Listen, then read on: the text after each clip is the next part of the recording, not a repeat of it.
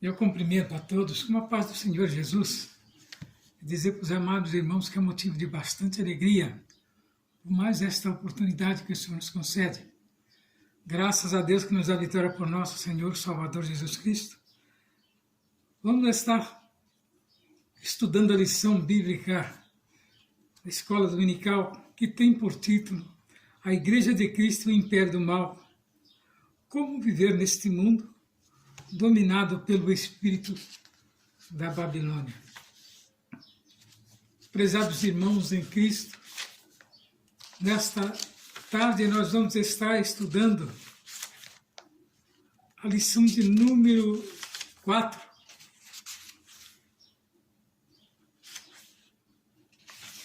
E essa lição ela tem uma importância muito grande nos dias de hoje, quando nós vemos o modernismo tentando adentrar dentro das igrejas. É a lição de número 4, e ela tem por título Quando a criatura vale mais que o Criador. Temos visto o homem se autopromovendo, tentando assumir, a postura de Deus. Mas nós sabemos que a palavra de Deus ela é clara quando ela nos esclarece a respeito de nós estarmos atentos aos acontecimentos que têm vindo sobre este mundo. O texto áureo nos diz assim: pois mudaram a verdade de Deus em mentira, e honraram e serviram mais a criatura do que o Criador, que é bendito eternamente. Amém. Está lá em Romanos 1, capítulo 1, versículo 25.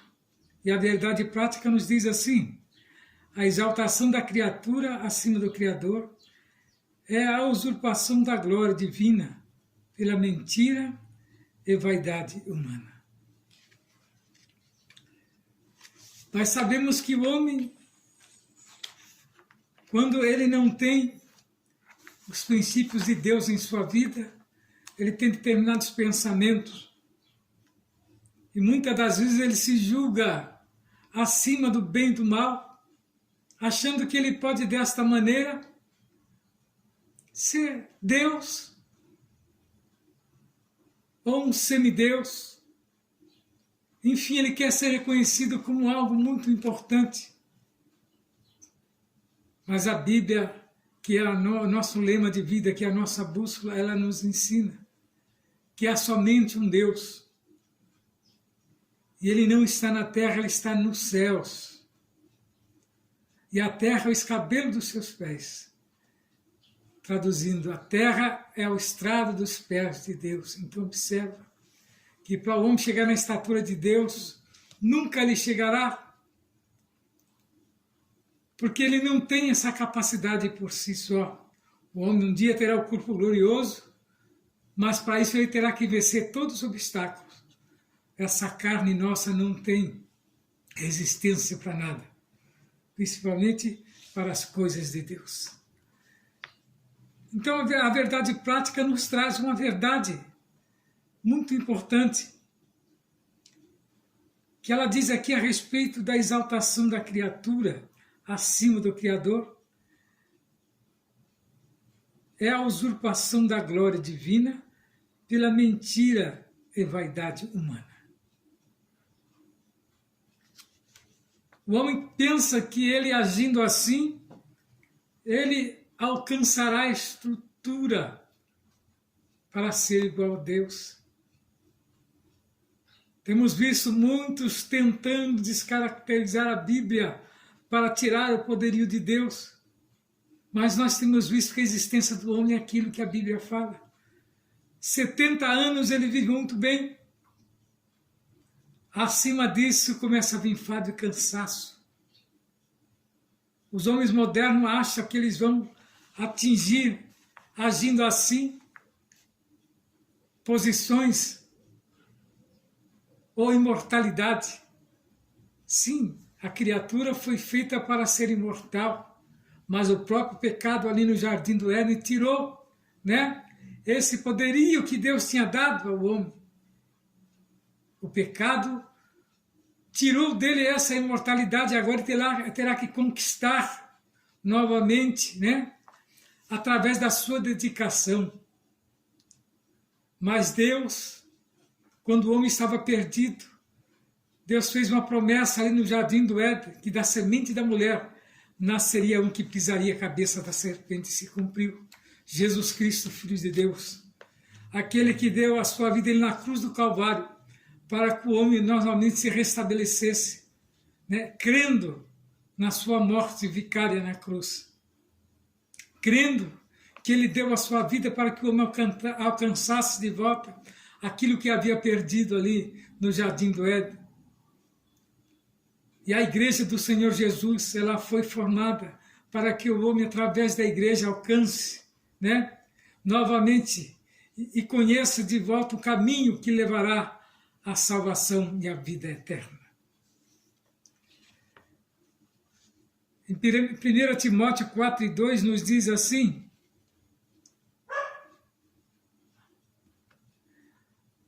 a mentira aprisiona e caracteriza a consciência do ser humano. Ela tem esse poder mesmo, né? Ela aprisiona e cauteriza a consciência do ser humano. Então nós vemos que a mentira ela tem esse poder. A pessoa vai mentindo, mentindo tanto que a verdade se torna agora novidade em sua vida. Então ele só vive só da mentira. Vive só de mentir. Então se torna normal fazer acusações infundadas contra alguém. Em Efésios 2:3 diz assim: os que andam nos desejos da carne são filhos da ira. Porque a carne ela só cria dissensão entre o homem e Deus, entre o homem e o Espírito. Por isso que ela é taxada desse jeito na Bíblia. E fala daqueles que vivem da mentira, né?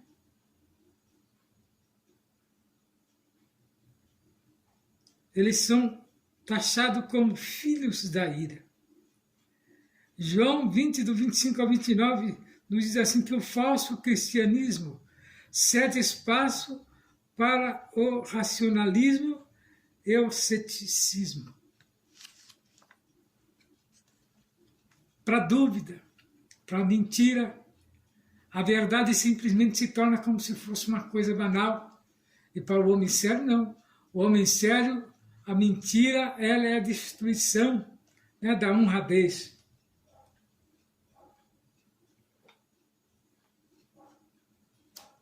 Em João 20, do 25 ao 29, fala aqui a respeito do falso cristianismo, que cede espaço para o racionalismo e o ceticismo, que nada mais é do que, né, a descrença. Eles entram até no caminho da honra, né, que perde-se. Em Deuteronômio 6, do 1 ao 9, a Bíblia nos diz assim: possui um arcabouço de prática espiritual e social. O ídolo é tudo que se coloca no lugar de Deus. Alguma dúvida? Por isso que Deus abomina o idólatra. Deus abomina aquele que pratica idolatria, porque ela faz dissensão entre o homem e Deus. Então, quando a criatura vale mais do que o próprio Deus, tudo que você adorar deixa de ter valor, a não ser o Deus verdadeiro. Não adianta você construir uma imagem, né, e dizer que aquela imagem tem poder para te levar a algum lugar. Nós temos certeza que não.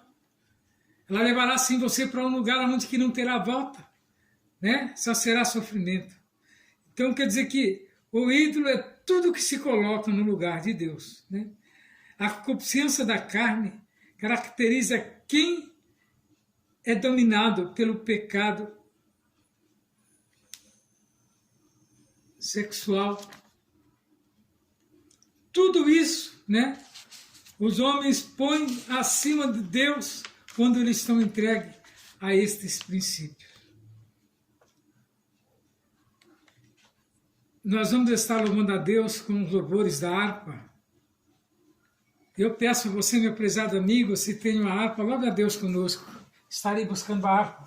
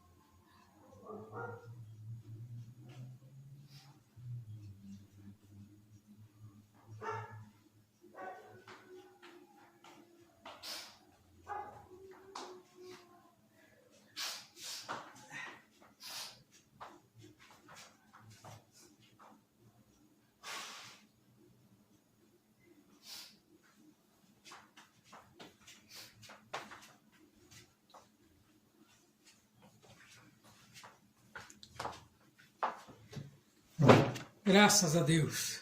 Vamos estar louvando a Deus com o hino 370 da nossa harpa. Se você, meu prezado amigo, tem uma harpa, louve a Deus conosco, é muito importante o louvor, pois ele nos transporta bem próximo de Deus e a nossa alma se alegra.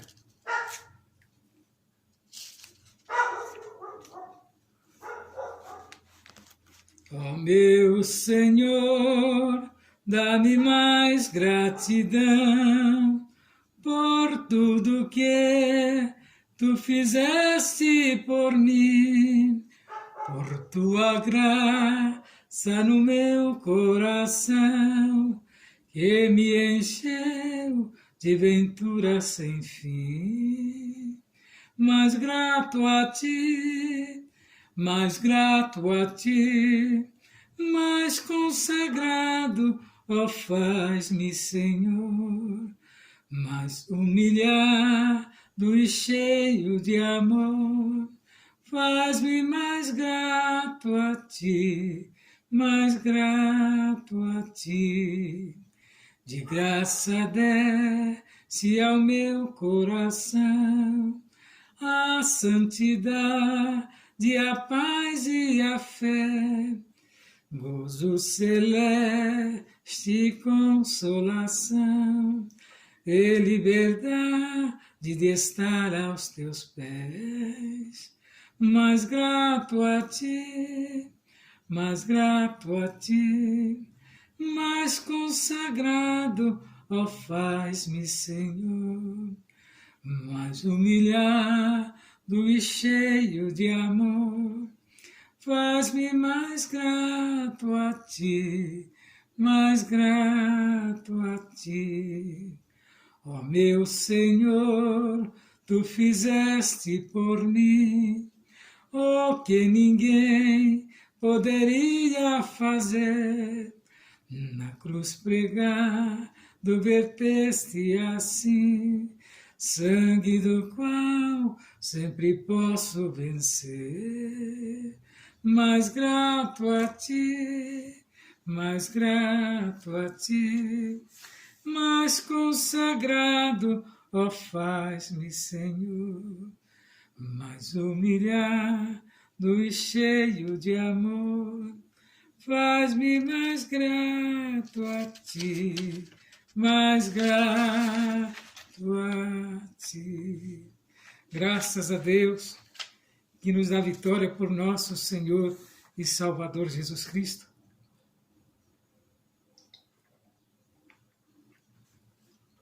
Vamos estar fazendo a leitura em classe, que ela está lá em Romanos capítulo 1, a partir do versículo 18 até o 25. Diz assim a palavra de Deus: porque do céu se manifesta a ira de Deus sobre toda impiedade e injustiça dos homens que detêm a verdade e injustiça. Portanto, o que Deus se pode conhecer nele se manifesta porque Deus lhe manifestou. Porque as suas coisas invisíveis, desde a criação do mundo, tanto o seu eterno poder como a sua divindade se entende claramente e se vê pelas coisas que estão criadas para que elas fiquem inexcusáveis. Porquanto, tendo conhecido a Deus, não glorificaram como Deus, nem lhe deram graças, antes, em seus discursos, se desvaneceram e o seu coração insensato obscureceu. Dizendo-se sábios, tornaram-se loucos, e mudaram a glória de Deus incorruptível em semelhanças da imagens de homens corruptíveis e de aves, e de quadrúpedes e de répteis. Pelo que também Deus os integrou às suas próprias concupiscências do seu coração, e a imundície para desonrarem o seu corpo entre si, pois mudaram a verdade de Deus em mentira, e honraram e serviram mais a criaturas do que ao Criador, que é bendito eternamente. Amém. Então veja bem que o homem tem feito tudo isso que a Bíblia tem nos relatado, tem mudado a glória de Deus, tem se sentido superior, mas a Bíblia fala que enquanto o homem é forte, que ele é novo, que ele é saudável, ele guia os seus passos por onde que ele quer que anda, fala coisas que não deve, não obedece à verdade de Deus. Mas chegará um dia que ele não poderá mais usar a sua força, a sua plenitude, a sua virilidade, e aí será carregado de um lado ao outro. E o que fará ele? Só se lembrará dos seus atos, mas de nada adiantará. É nesse momento que o homem tem que pensar que ele não é nada. É nesse momento que ele tem que lembrar do que ele fez na sua juventude, para que Deus se lembre dele. Aí tentará invocar a Deus. Muitos alcançam a misericórdia, mas nem todos. Porque os seus atos são tantos que eles se distanciam de Deus, que aí não tem nem como Deus mais revogar suas causas. Porque eles entraram por caminhos tortuosos e entrou pelo caminho, às vezes até da abominação, que quando ele atacar a Deus, a Jesus, tudo bem, mas quando ele ataca o Espírito Santo, aí tudo que ele tinha ainda a chance, vai-se. Porque a Bíblia relata que aquele que profanar o Espírito Santo de Deus está simplesmente cortando a sua parte no livro da vida, a sua parte na vida eterna com Deus. Porque quem levará o homem até diante dele é o Espírito Santo. Você entristece a ele, simplesmente você passa agora à mercê da sua própria vontade. E o que alcançará o homem? É aí que se vê que a sua eternidade, que ele tanto prezou quando novo, agora não serve para nada, porque ele não soube dar a glória de Deus, porque ele não soube agradar a Deus, na sua maneira de ser. Então, o homem, quando ele julga ser igual a Deus, ou muitas das vezes maior do que Deus, simplesmente ele está cortando a sua existência para junto de Deus. E nesta tarde nós vamos estar estudando a respeito do homem, com a sua soberba, com a sua insensatez, Ele mantém-se afastado da verdade de Deus com o advento da revolução de pensamento. Nós vemos que o homem, por mais que ele se julgue sábio, inteligente, mas ele não é capaz de acrescentar sequer um côvado à sua altura, 1 milímetro à sua altura. O homem em si só não é capaz de contar né? Os fios do seu cabelo, e Deus sabe, de cor e salteado. Deus conhece o seu DNA, Deus conhece o seu sistema todo, sem precisar estudar nem nada, porque Ele fez o homem e Ele conhece. Então, ser criado passou a priorizar cada vez mais a criatura em detrimento do Criador.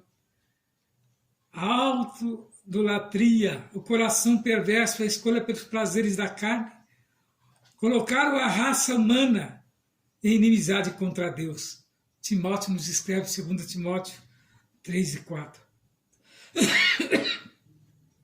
A lição que nós vamos estudar hoje, ela nos dá esse alerta do que ocorre quando Deus deixa descer a medida de todas as coisas. Está lá em Romanos 1:18. Quando Deus deixa de participar da vida do homem, simplesmente ele fica à mercê da sua própria vontade. Uma das coisas que mais acontece quando o homem está nessa posição é o desprezo à verdade, né? A impiedade, a injustiça, né? O termo impiedade é a tradução do grego, acebeia, que significa irreligiosidade. Ele refere-se à decisão do ser humano de viver com Deus. Não existisse, né? Então a injustiça, ela vem do grego, odikia, significa sem retidão. E a palavra carrega a ideia de não ser reto diante de Deus e nem com o próximo. Então nós vemos que essas palavras, elas revelam a situação geral da humanidade não regenerada. A sua idolatria oculta, a criatura, a perversidade e a depravação moral, que expressa uma decisão deliberada do homem em desprezar a verdade divina. Romanos 1:19 e 20 nos traz isso. Então, essa investida contra o temor de Deus é a relativação do pecado. E aprisiona e cauteriza a consciência humana. Tais ações, elas prevêem da recusa do homem glorificar o Criador.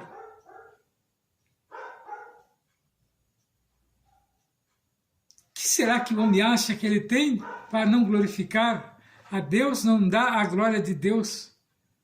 Será que ele acha que o seu posicionamento, a sua formosura, né, lhe dá o direito dele questionar a Deus? Então nós vemos que a insensatez humana, né? O apóstolo Paulo assegura que a revelação geral de Deus por meio da natureza faz com que o ser humano possua conhecimento sobre o Criador. Por isso ninguém pode ser indesculpável acerca da realidade divina, nem do seu eterno poder, né? Não obstante, mesmo em contato diário com essa revelação, o homem iníquo não glorifica a Deus, nem lhe rende graça.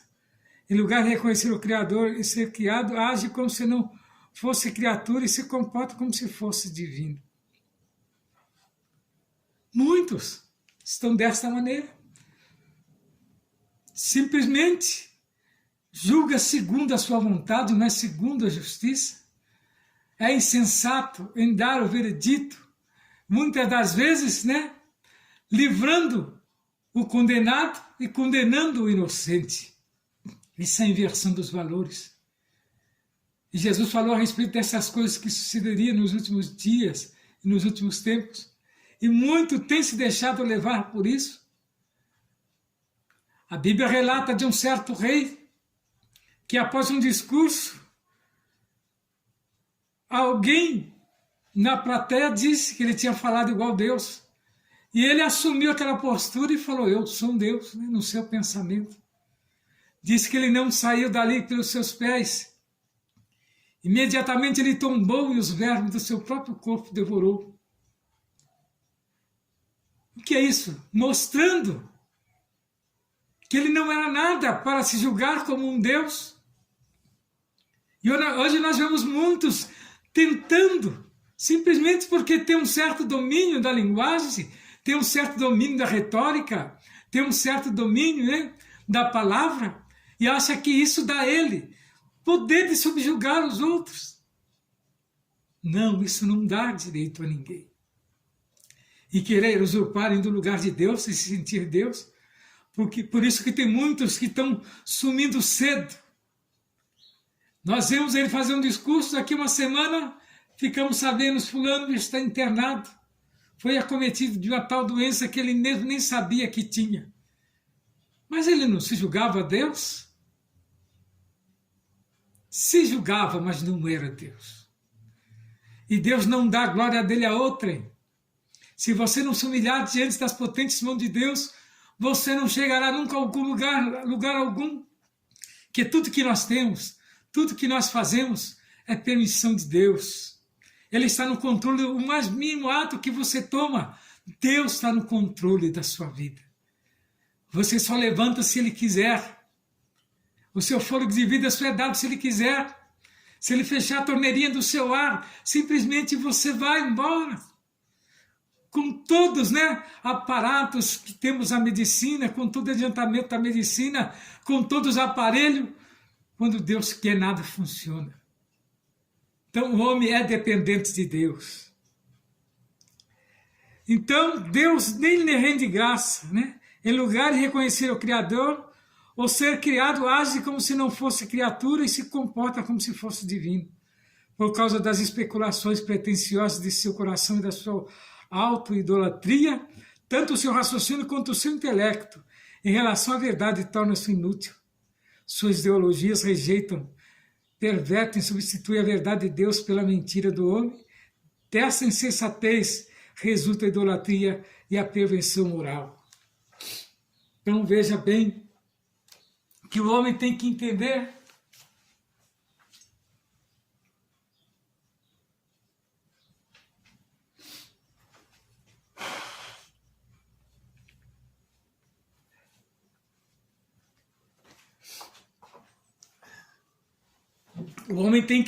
que ele só vive enquanto Deus permitir.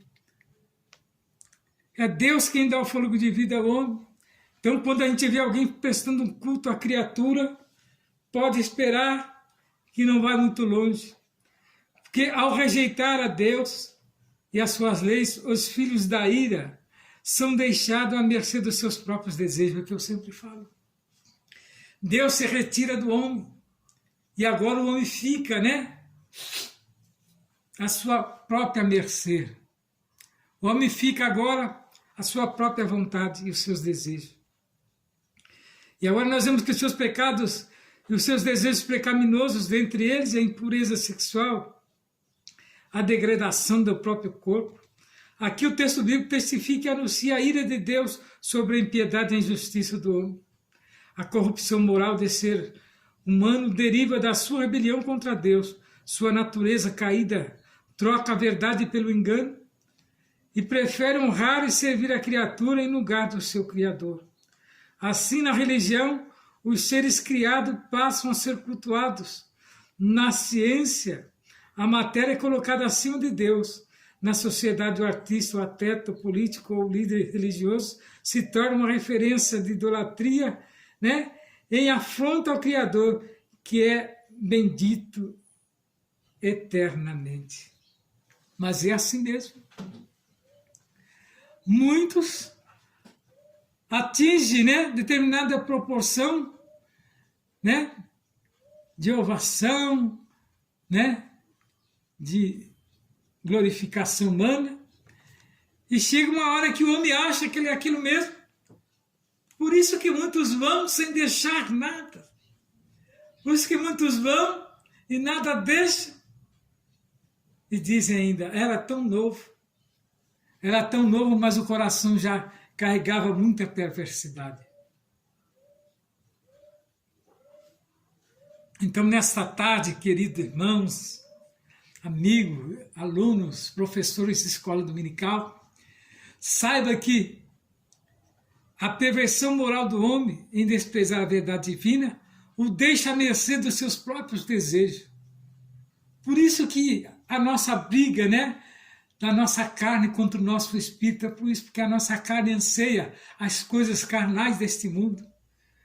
Quando nós simplesmente pegamos o nosso tempo e dedicamos a olhar as coisas do mundo e deixamos aquilo penetrar dentro do nosso coração, qual será o resultado disso? Essa divisão, né, entre a nossa carne e o nosso espírito. Por isso que nós temos que mortificar a nossa carne, muitas das vezes, né, para que ela não venha interferir, né, no nosso convívio espiritual, para a nossa alma anseia e morar com Deus, e a nossa carne almeja ficar na terra. Olha a guerra que o homem tem para com ele mesmo. Mas nessa tarde nós trazemos essa lição tão gloriosa que nos mostra, né, a solução do problema. Então nós vemos bem que esse relativismo ele se inicia ali no Jardim do Éden, né? Adão e Eva, eles tentaram ser igual a Deus e determinar os próprios padrões, né? Até certo ponto eles conseguiram tornar-se independentes de Deus e capazes de distinguir por si mesmo o bem e o mal. Então nós vemos que nesse mundo o juízo imperfeito e pervertido dos homens frequentemente decidem que é bom ou mal. Essa, porém, nunca foi a vontade de Deus. Ele pretendia que nós conhecêssemos apenas o bem, confiando nele e na sua palavra. Todos que aceitam o perdão de Deus confessam que ele é o Senhor,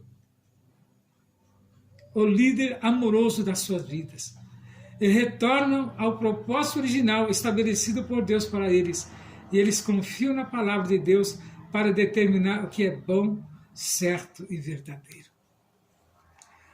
Um exemplo: Eva e Adão viviam ali absolutamente a dependência de Deus inocentemente, mas almejaram ser igual a Deus quando comeram daquele fruto. O preço foi alto, Deus se retirou praticamente das suas vidas. Agora vocês terão que lutar pela sua própria vida. E a nossa luta constante até os dias de hoje, quando nós vamos, né, conversar com Deus. O item 2 nos traz aqui a revolução do pensamento humano. Renascentismo. Renascença é um movimento intelectual que surgiu na Europa Ocidental entre o século XV e o século XVI. A característica desse movimento foi o seu profundo racionalismo, ou seja, tudo devia ter uma explicação racional. E os renascentistas recusavam acreditar em qualquer coisa que não pudesse ser comprovada racionalmente. Durante esse período, que coincide com o início da Idade Moderna, que os historiadores marcaram a partir da tomada dos otomanos pelos turcos em 1453 até 1789, que atingiu a Revolução Francesa, a visão teocêntrica em que Deus era a medida de todas as coisas foi mudada por uma concepção antropocêntrica, em que o homem se tornava a única medida de todas as coisas. No lugar de ver o mundo a partir das lentes do Criador, os homens passaram a enxergar a partir das lentes da criatura, e assim surgiram os primeiros efeitos do processo da secularização da cultura, quando a vida social passou a ceder o espaço para o racionalismo e o ceticismo. Lá em João 20, do 25 ao 29, diz que, nesse sentido, a revolução científica e literária que se deu a partir do Renascimento contribuiu para o surgimento do humanismo. O que vem a ser humanismo? Humanismo aconteceu na Itália. Ela foi o principal centro humanista nos fins do século XV. Para o movimento humanista, a ética e a moral dependem do homem. Assim, a criatura passou a ser a base de todos os valores e não o criador. E os humanistas aprofundaram seus estudos na história antiga a fim de descobrir os livros sagrados de positivo. destaca-se a valorização do direito do indivíduo. Porém, essa não é uma bandeira própria do humanismo. A Bíblia possui um arcabouço de concepções de liberdade e de igualdade que antecede muitos direitos que aparecem nos tempos modernos. Destaca-se ainda que a Escritura ensina a igualdade entre raças, classes sociais, gêneros. Então, a Bíblia deixou de ter a sua valia e agora procuraram homens, né, aprofundar dentro, né, dos conhecimentos humanos, valorizando cada vez mais, né, o homem em si. Tudo que o homem escrevia estava acima das coisas de Deus. Então nós vemos que passou o homem agora a ser, né, a base de tudo nesses tempos aqui. E veio depois o iluminismo, que é o terceiro item, e o pós-modernismo. O iluminismo surgiu na Europa entre o século XVII e o século XVIII. Seus adeptos rejeitavam a tradição e buscavam resposta na razão. Vejam que eles entendiam que o homem era senhor do seu próprio destino e que a igreja era uma instituição dispensável. Olha o ponto que chegaram esses homens. Olha o ponto que chegaram. Já os pós-modernistas, ou modernidade, surge a partir da metade do século XX. Sociólogos observam que a sociedade deixou de ser sólida e passou a ser líquida. Isso quer dizer que os valores que eram absolutos tornaram-se relativos. Nesse aspecto, a coletividade foi substituída pelo egocentrismo, em que os relacionamentos se tornaram superficiais, e nesse contexto, dois grandes imperativos que marcam esse movimento foram o hedonismo e o narcisismo. Na busca do bem-estar humano, tudo em torno é válido, tais como o uso das pessoas, o abuso do corpo, a depravação e o consumismo desenfreado. Quer dizer, o valor material passou a ter mais valor do que o espiritual. Passa-se agora que quem tem, né, o poderio econômico tem o domínio sobre tudo, até sobre, né, a salvação da alma, a perdição da alma. Se tinha o poder nas suas mãos de matar, né, de dar vida. E o depravamento, né, passou agora a ter valor, como se fosse um algo comum no meio da sociedade, né, onde o posto, às vezes, se o camarada comprava ou alcançava, dava-lhe poderio sobre qualquer um, né, e a depravação moral cresceu-se muito, e a igreja ficou estagnada, porque aqueles que eram a liderança da igreja também começaram a fazer parte, né, agora aqueles que tinham o poderio na mão instituía normas para que a igreja tivesse que obedecer. Então nós vemos aqui que o desdobramento histórico e cultural do renascimento culmina na relativação dos valores divinos. Tirou-se, né, todo o valor divino, que agora simplesmente, né, era relativo. Humanismo, a tradição dos homens. O que ensina o humanismo? Segundo essa filosofia que inclui a tradição dos homens, é que se referia a Paulo, o homem e o universo, e não apenas originários da energia que se transforma em matéria. Por obra do acaso, é a filosofia irmã do evolucionismo biológico.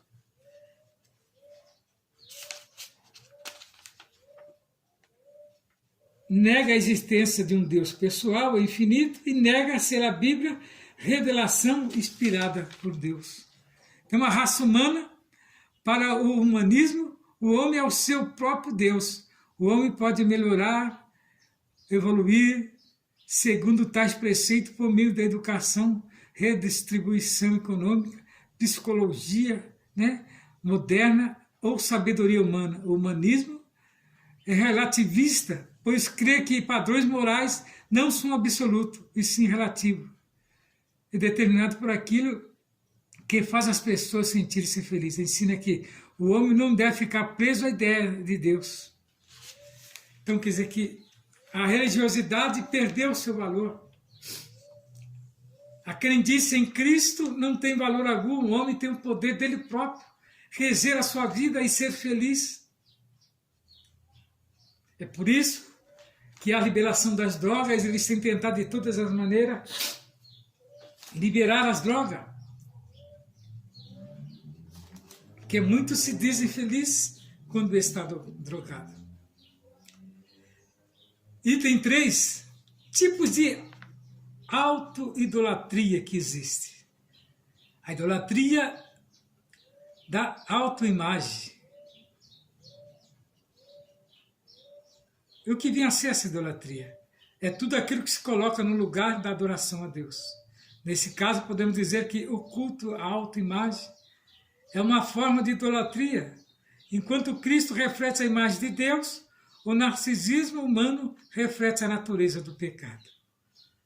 O apóstolo Paulo retrata o homem caído como uma pessoa egoísta, amante de si mesmo, avarenta, amante do dinheiro, odiosa, sem amor para com o próximo, rebelde, sem amor para com Deus. O hedonista, amante dos deleites. Desse modo, uma pessoa não regenerada tem a necessidade de se autopromover, se desenvolvendo uma opinião elevada, de si mesma. Ela também anseia por reconhecimento, de modo ilícito, busca estar sempre em evidência. Contrária à auto-idolatria, a Bíblia ensina que a primazia de Cristo não é do homem. Então, observa que o homem, quando ele se coloca em primeiro lugar em tudo, simplesmente, ele está rejeitando Deus.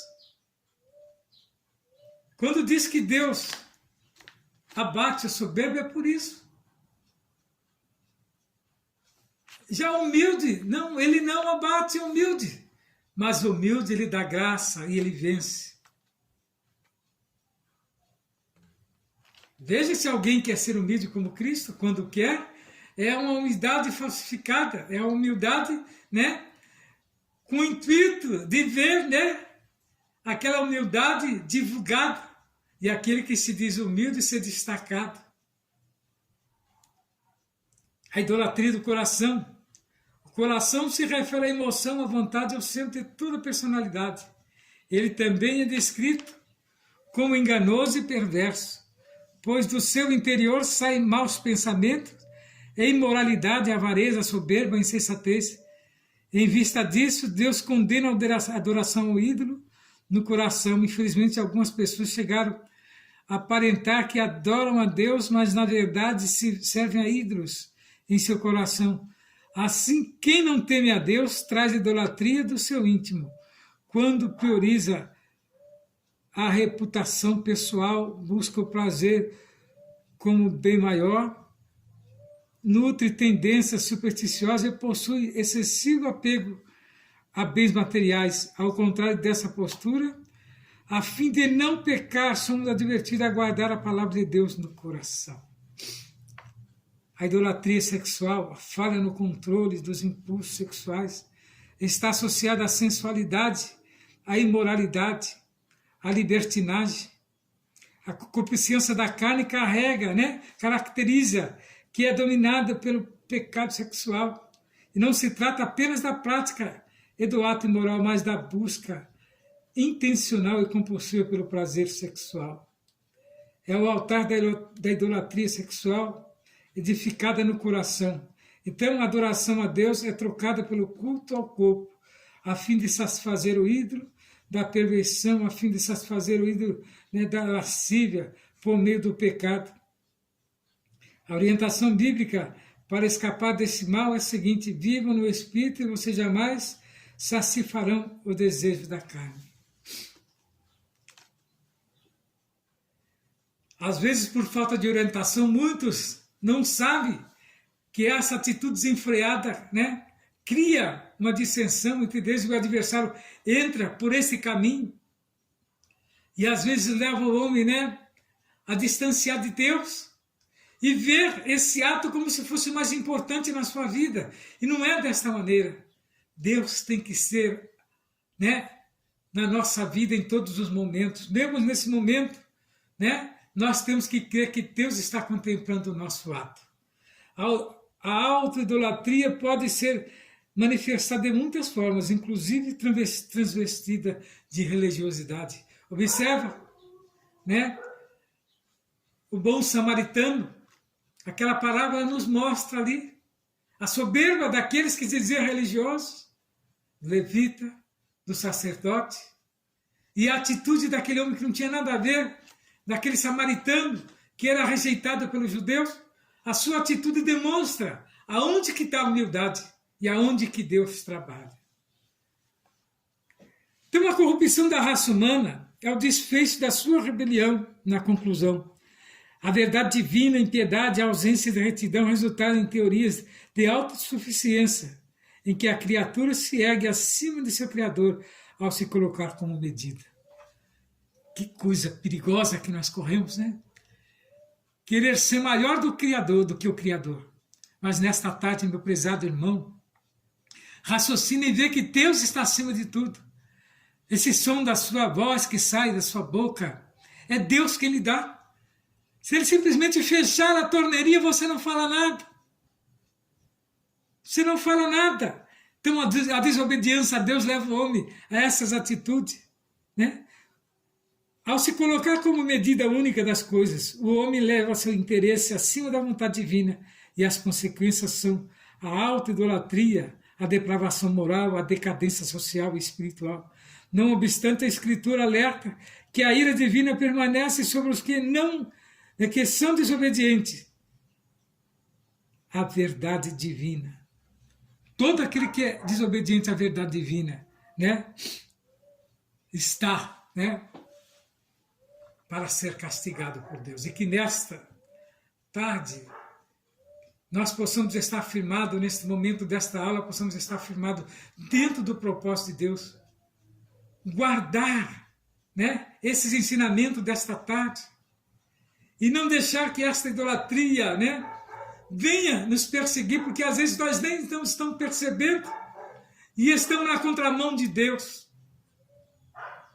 Mas vamos agora prestar mais atenção nas nossas orações e crer que verdadeiramente Deus está no controle da nossa vida e que o Senhor Jesus possa nos dar entendimento, que possa nos dar sabedoria, para que nós não venhamos simplesmente entrar por um caminho que não é condizente para de Deus, que o nosso conhecimento, né, secular não venha interferir nas nossas vidas espirituais, não venha interferir no nosso conceito de Deus, de Cristo, que não venha, né, fazer nós parar de pensar que Deus está acima das nossas vidas, está no controle das nossas almas. Nesta tarde, meu querido irmão, irmã, jovem, Cristo, que está vendo esta lição desta tarde, não deixa que determinadas mensagens adentrem no seu coração, mas guarda esta palavra, como falou o salmista, na tábua do seu coração,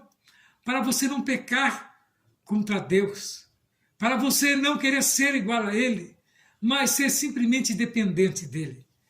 E nesta tarde eu vou estar orando por você e agradecendo a Deus por esse momento tão sublime, soberano Jesus. Diante da tua presença, Senhor, eu coloco a minha vida, o meu coração e esta lição que eu estou dando nesta tarde. Que ela possa ir de encontro ao coração do ouvinte, do jovem que está, Senhor, simplesmente aprendendo a tua palavra. Dê a ele entendimento, guarda ele dos maus caminhos, dos maus pensamentos. O casal que pensa somente em ti, Senhor. Que tenha o desejo de um para o outro, mas em Deus, para que não venhamos sair do propósito. Senhor, agora eu declaro a vitória para todos aqueles que estão participando desta aula. No teu nome, Jesus, eu suplico toda esta bênção. Fica conosco, desde agora e sempre. Amém. Que o Senhor Jesus possa abençoar cada um e que a palavra possa adentrar dentro do seu coração, que o grande amor de Deus, a comunhão, as consolações do Espírito Santo com todos aqueles que estão ouvindo nesta tarde. Amém. Que o Senhor Jesus abençoe cada um. Fique na paz do Senhor.